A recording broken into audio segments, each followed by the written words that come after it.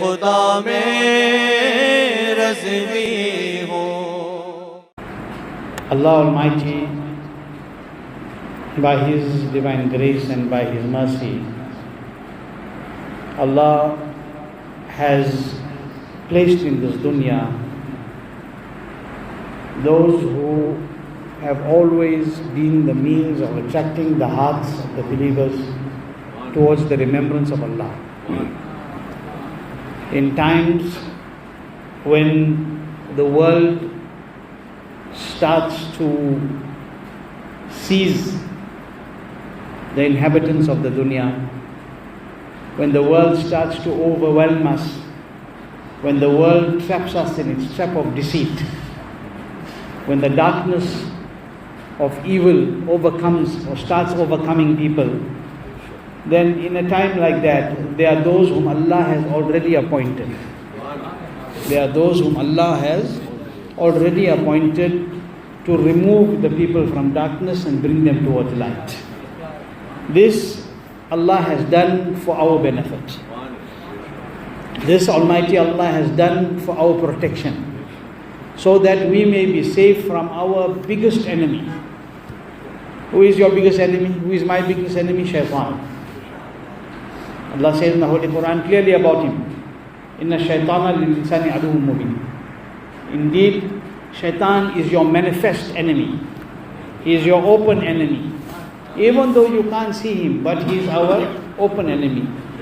And you will notice that whenever you try to do something that will bring you near in the court of Almighty Allah, whenever you will try to do something that will spiritually uplift you, you will find some hurdle on the way. You will find some difficulty, and sometimes the hurdle may not be something that looks like an open evil. Example, you will be about to go and read your salah, and that's the time you will get the best business deal. That's the time the fellow will phone you with a big deal. But we need to do it now. But only 5 minutes is left for that salah. Will you do the deal, or you will stand in the court of your great Almighty Allah? This is how Shaitan puts the vice. This is how Shaitan traps us. At that time, you should not look at that deal. You should look at the Creator who gave you the deal. You look at the one who is giving you risk from Allah. Your namaz is first, you go and read your namaz at that time. Leave that other issue for later on. Okay? Look, the dunya, the great scholars have said, the Sufyan Ikram have said, the dunya has devoured bigger people than us. The dunya has devoured bigger people than us. Finished, destroyed. They thought they were making dunya. You know this how it is? It's like a big hole. Simple example. Somebody came and told us, if you dig here, you're going to find gold. So the person took his spade and he started digging. He dug and he dug until he found that he is inside the hole. He is inside the hole and there's no gold. But now his nafs is telling him, maybe if you go a bit deeper. So he'll carry on digging. He digs himself so deep that he can't come out himself, leave alone breaking the gold out. So who does that? Shaitan. Shaitan plays you and your nafs plays you because of your carnal desire. The nafs ammara is very dangerous. It is always attacking you from within and you cannot recognize it. You're not able to recognize its attacks. That is why it is so important to be alert. To be alert that something that sometimes looks good may be harmful to you. Something that looks good. In other words, example. Just for understanding before I go to the actual discussion. Person now sits and you say, hey, man, I see this guy. Day and night he's with the tasbih. He is sitting and he's reading tasbih one way. But his tasbih is so much that he don't even read his faraj namaz. What is the use of the tasbih? What Shaitan did? Shaitan made you feel like there's nobody more pious than you. You lost. You became a divana. But this is not divangi. This is being stupid. This is falling for the trap of Shaitan. So sometimes Shaitan doesn't put the zahir evil in front of you. He puts something that looks very good and very virtuous in front of you. And then he uses that to destroy you. So you have to be alert. You have to be aware of the vices that come before you and what shaitan puts before you. That is why Allah is telling us that shaitan is your open enemy. He is your open enemy. The pious servants of Allah, the beloved servants of Allah, who have spent their life solely and solely for the pleasure of Allah and for attaining the pleasure of Rasulullah sallallahu alaihi wasallam. See, today we train ourselves for everything. We do everything. We do this course, so we learn that. We do this course, so we learn that. How many of us do the spiritual inner course where we can learn how to protect ourselves against shaitan? Your only protector is Allah against shaitan, and by Allah's hukum is beloved Rasul sallallahu alaihi wasallam. But we have to make some effort to recognize the vices of shaitan. We must be able to identify it, so by Allah's mercy you can be saved. Okay? But the pious servants of Allah, they always did this. They were always alert that am I not under the attack of shaitan? Amongst these great personalities, we'll discuss one briefly today. Is a personality whose Urs Sarapa Quds passed just on the 15th. And he is known as Sayyiduna Imam Jafar Saadiq Radi Allahu.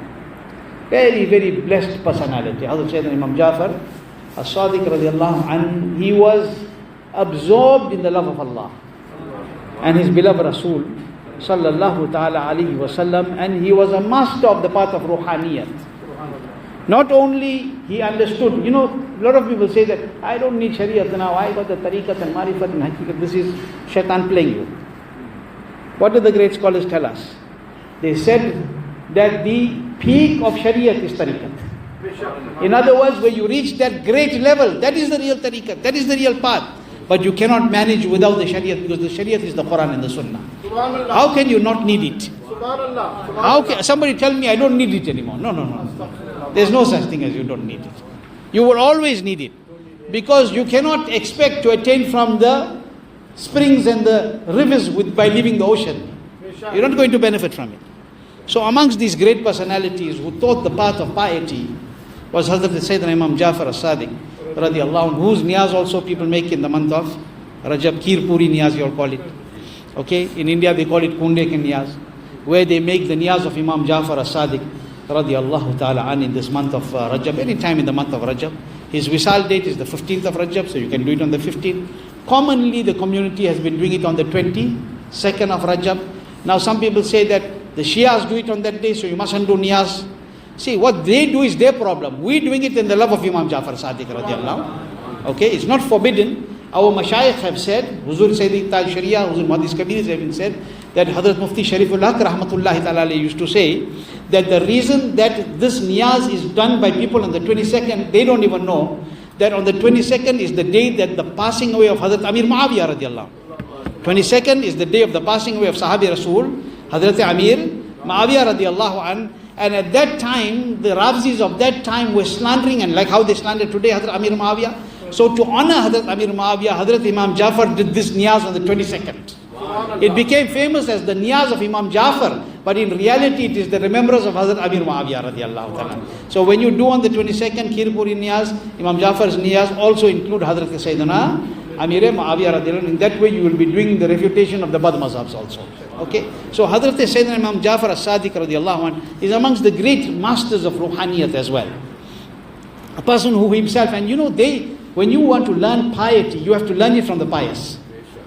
If you want to understand piety, you have to understand it from the pious. You can't say I'm going to learn piety from somebody the whole day who drinks sharab, from somebody who doesn't read his 5 times salah. You want to learn piety, you have to learn it from the company of the pious. That's why the Quran tells you, every Friday almost I read the same ayat, وَكُونُوا مَعَ الصَّادِقِينَ. Keep the company of the righteous people. Keep the company of the pious people. Hazrat Sayyidina Imam Jafar As-Sadiq Radiallahu Anhu, I told you in the past a little bit about him. I'm going to repeat it for barakat. Hazrat Sayyidina Imam Jafar As-Sadiq Radiallahu Anhu is the son of Sayyidina Imam Baqir Radiallahu Anhu. Hazrat Imam Jafar As-Sadiq Radiallahu Anhu is the son of Sayyidina Imam Baqir radiallahu an, and Hazrat Sayyidina Imam Baqir radiallahu an is the son of Imam Zainul Abidin, Sayyid al-Sajjad. He is the son of Imam Zainul Abidin radiallahu an, and Imam Zainul Abidin radiallahu an is the son of Sayyidina Imam Hussain radiallahu ta'ala. He is the son of Imam Hussain. So Imam Jafar, the son of Imam Baqir. Imam Baqir, the son of Imam Zainul Abidin. Imam Zainul Abidin, the son of Imam Hussain, Shaheed Karbala. Imam Hussain, the son of Hazrat Sayyidatuna Fatima Zahra and Hazrat Mawla Ali Radi Allahu Anhu, and the beloved grandson of the beloved Rasul Sallallahu Ta'ala Alaihi Wasallam. And let me tell you this, food for thought. Hazrat Sayyidina Imam Jafar's lineage, you can see it's on this side, right? It's going like that till Rasul Pak Sallallahu Alaihi Wasallam. But let me tell you, the mother of Hazrat Sayyidina Imam Jafar was Farda. She was Farda, and do you know who she was? She was the daughter of Hazrat Cassim. Hazrat Cassim. Hazrat Cassim is the great grandson of Hazrat Abu Bakr Siddiq. So his mother is Siddiq. The mother of Hazrat Imam Jafar Radi Allahu Anhu is from the Jafar Saadiq is from Siddiq Akbar Radi Allahu Anhu. His father, obviously his lineage on this side from Sayyidina Fatima Zahra is going to Rasulullah Sallallahu Alaihi Wasallam, but his mother is from Sayyidina Siddiq Akbar's awlad. Okay, and yet you want to say that they have a difference. What difference? What difference? This shows the sign of the love. This shows the shine of the love that the children even they gave in the house of Siddiq Akbar radiallahu anhu. So Hazrat Sayyidina Imam Jafar as-Saadiq radiallahu anhu, very great personality whose life was spent for the pleasure of Allah and His Rasul sallallahu alaihi wasallam. And let me tell you a little bit about his father while we're talking about him. Sayyidina Imam Jafar as-Saadiq himself says, Imam Jafar radiallahu anhu himself says that my father, yani Sayyidina Imam Baqir radiallahu anhu. Imam Jafar says that my father would wake up, see, this is how they learned Ruhaniyat. They were taught it from the noble house of the beloved Rasul sallallahu alaihi wasallam and in the descendants, but at the same time, they led by example. See, I can't tell my son that, did you read Zohar, when he knows that I didn't read. What we doing? Your child is sleeping, he gets up in the middle of the night. Where does he find you? On the musalla. How many of us do our children find on the musalla at night? How many of us do our children find when they wake up at night with the Quran? They'll find you glued to the television. So what is your child going to do? What is your child going to do in future? He's going to do the exact same thing. Now let me tell you about the house of the noble ones. The pious one, Hazrat Imam Jafar as-Saadiq radiallahu anhu. Look at the example they got. Hazrat Imam Jafar as-Saadiq radiallahu anhu says, my father would often rise in the middle of the night. Imam Baqir would wake up in the middle of the night. How is he saying that? Because he saw it, isn't it? He saw his father waking up in the middle of the night. He said, my father would wake up, would rise in the middle of the night, and he would weep in the court of Allah. He would weep in the court of Allah, and then while weeping in the court of Allah, he would say these words, Allahu Akbar. Listen to what he used to say. He used to say, oh Allah, you have commanded me to do all that which is good, yet I have failed to fulfill it. Allah. Imam Baqir is saying this, whose day and night was in the remembrance of Allah, getting up in the middle of the night and crying in Allah's bargah, weeping in Allah's bargah, and he's saying, oh Allah, you have commanded me to do all that which is good, yet I failed to fulfill it. And you have commanded me to refrain from all that which is wrong, yet I have not been able to keep away from the wrongs.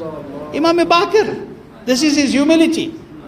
But he's crying in the court of Allah. He gets up in the night and he's crying to Allah, oh Allah, you have told me to do all these good things, but I couldn't do it. Oh Allah, you told me to stay away from all these bad things, but I didn't do it.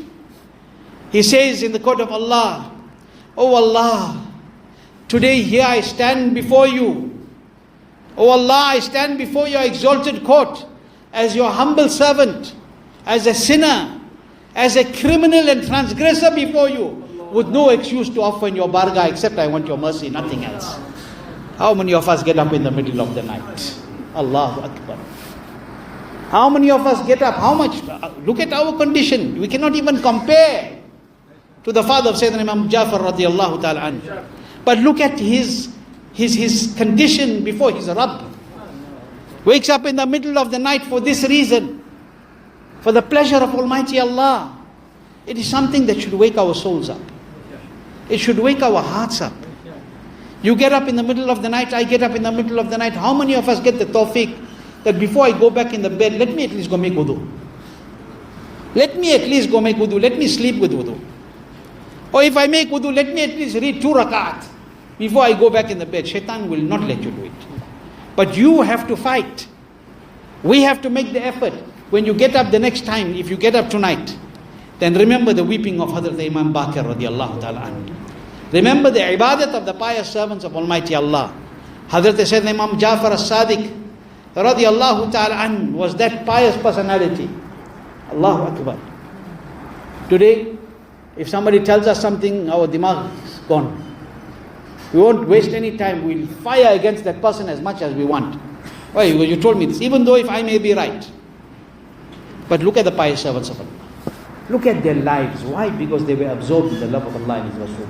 Sallallahu Alaihi Wasallam. They didn't take their personalities personally.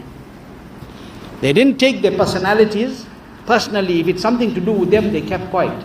But when it had to do with the deen of Allah and His Rasul, they spoke. Sallallahu Alaihi Wasallam. Hazrat Sayyidina Imam Jafar, I'll give you one example and I'm ending. Started a bit earlier today. Let me give you one example. Hazrat Sayyidina Imam Jafar As-Sadiq himself, I just told you the waqia before was about his father, Hazrat Imam Baqir. Now think about it, when that is the level of the piety of the father, what do you expect about the child? Obviously he will follow in that path of piety. Allah's tawfiq is there, then he will do it. Hazrat Imam Jafar, listen, Hazrat Imam Jafar As-Sadiq, subhanallah. Subhanallah, subhanallah. One day was walking on the road. He was just going somewhere. And a man lost his wallet, his purse. A man lost his purse in which he had 1,000 dinars. You know, a lot of money. He had in that zamana 1,000 dinars in his purse, in his wallet, and he lost it. But at the time when his wallet went missing, people were walking together in the marketplace.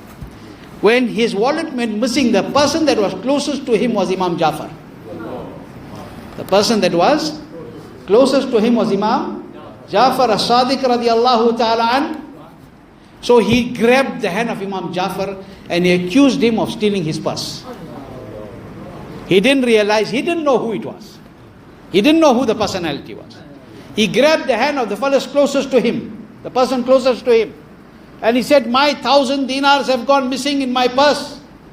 You must be the one because you are the one nearest to me. You were walking, bumping on with me as I'm walking. You were brushing against me, so you are the one.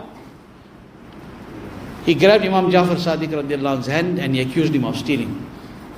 Imam Jafar Saadiq Radi Allahu Anhu said, I didn't touch your money. I didn't take your money. Immediately. He said, but no, it's you. Imam Jafar Saadiq, okay, I am accepting that I didn't take it. But he held his hand, he said, come with me. He said, how much you had? He said, 1,000 dinars. He said, come with me. He took him to his house and he gave him 1,000 dinars.